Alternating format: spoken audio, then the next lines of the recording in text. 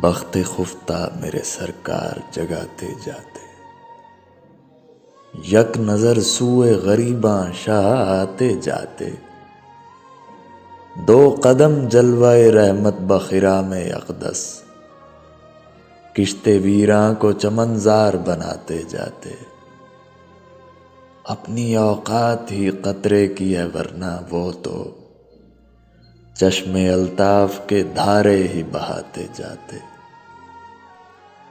روح کمزور ہے بے نور سی آنکھیں ہیں میری، خوان دیدار سے دو لقمے کھلاتے جاتے۔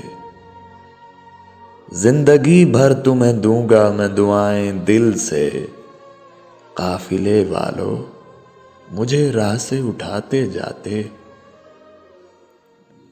میں کہ ہو جاؤں نہ رسوا سر محشر آقا، مجھ کو بھی چادر رحمت میں چھپاتے جاتے۔ آپ کے در کا گداگر ہوں سوالی آقا، مجھ کو سینے سے ہی سرکار لگاتے جاتے۔ شاعر مجلس سرکار ہو تم تو لا ریب، میرے جامی مجھے ایک بار بلاتے جاتے۔ جو ہے بیماری ہی دیدار کا باعث آقا، پھر تو بوسیری سا انداز سکھاتے جاتے۔